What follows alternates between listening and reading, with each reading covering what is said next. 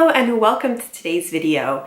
It is slowly becoming summer and it is the time of year where my greatest skincare concern is not burning.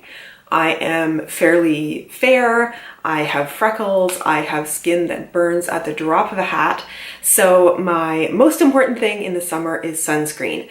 Some of you may know that I've been working on testing a number of different sunscreens to find ones that work well, are good with my skin, and also work well with makeup. I haven't been 100% successful yet, but on some days, skin protection is the #1 concern. Today is one of those days. It is sunny out, it's a beautiful blue sky out there, and I'm going to be going out walking for about an hour or so, and I'm going to be in direct sunlight.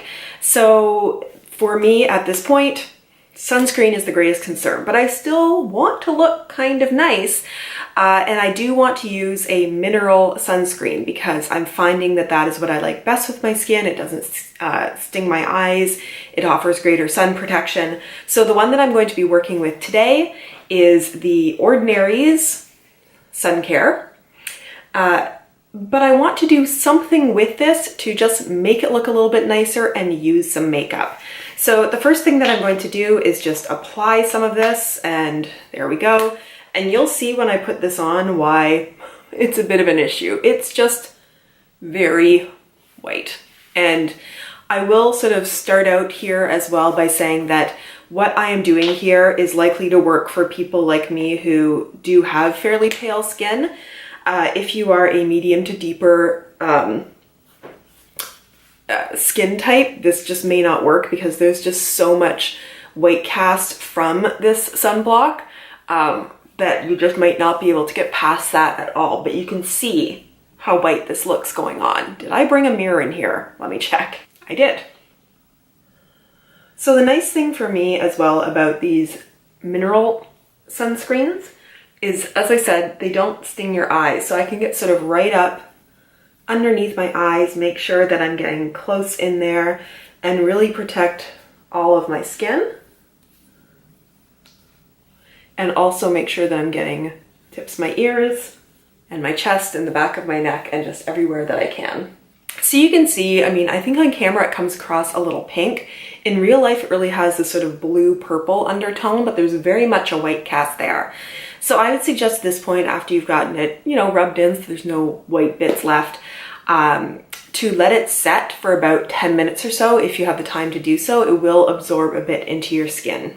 When I was testing this sunscreen and trying it with different makeup, one of my issues is that going in with primer and rubbing it on top, or foundation, using a brush or a sponge, I was really concerned that I was lifting up the sunscreen and that I was taking away the coverage. And the most important thing to me is having coverage. So what do you do when you have a cream or something tacky on your face and you don't want to move it around? You set it with powder. So I decided the best thing for me to do on days where sun care is the #1 concern is to put this on, and then I am going to use only powder products on top and only in stippling motion.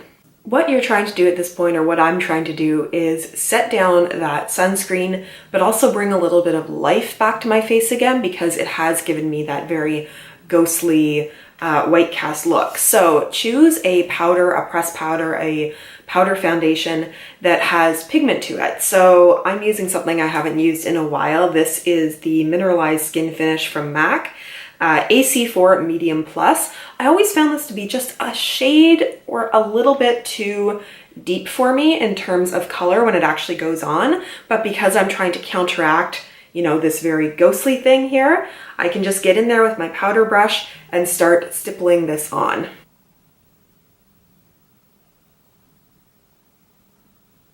And I'll just turn down the light a little bit here. So hopefully you can see that that's taken away some of the shine of the sunblock. And the main thing for me in doing this as well is really try not to swipe to, again, take away the coverage, but just keep bouncing the brush onto you. I know there are powders with higher coverage, and those would probably be good things to use like under your eyes if you wanted a little bit more concealing action going on, or even just tapping a little bit of very light concealer there. I would suggest, even if you're going out with a lot of sunscreen on a bright sunny day, always wear a pair of good sunglasses. Not only is that going to protect the delicate skin around your eyes, but also protect your eyes themselves from harmful UV rays. So even though I tried to go pretty close to my eye with the sunblock, I'm not actually depending on just the sunblock to protect that delicate skin. So I've set everything down, and now, you know, this is a pretty summery look. I'm going to keep things light and powdery. I'll go in with a little bit of blush. This is Tropic Hues from Laura Geller. And again, I'm just gonna keep bouncing. I do like that this one has a bit of a glow to it. So again, it adds a little bit of life to my cheeks. You obviously could do bronzer. I'm not a huge bronzer and contour person, so I'm usually happy with just blush. Although what I will do now is go in with just a touch of highlight, just to add a little bit of summery glow. I'm doing sort of an interesting one here that even though I've gone to take away the bluish purple undertone from the sunblock, I'm gonna put on a highlighter that has kind of a funky blue undertone to it. Now, obviously it's no issue at all to go in with, you know, eyeshadows as part of this look. What I would suggest is that if you are going in with eyeliner or mascara, as I'm going to, that you probably want to keep it to something that is waterproof. You have put a lot of cream on your face, and just in case that's still moving around a little bit, I would just be a little more cognizant of not using something that cream would really start to smudge if you happen to, you know, get some of it under your eyes, picking up there. So I'm going to go in with just an eyelash curler and some waterproof mascara. And finally, for my lips, I usually put a little bit of sunblock on there as well. It's good to look for lip balms and lip products that have UV protection in them. For today, I'm just going to use this Bite Beauty. This is in the shade Glass or Glacé. They don't actually put the accent in there, so I'm not sure. And I'm just going to do the thing that I often do where I put it towards the center of my lips and just tap it out a little bit to get a more natural look. And I think I'll top it off today with a bit of gloss.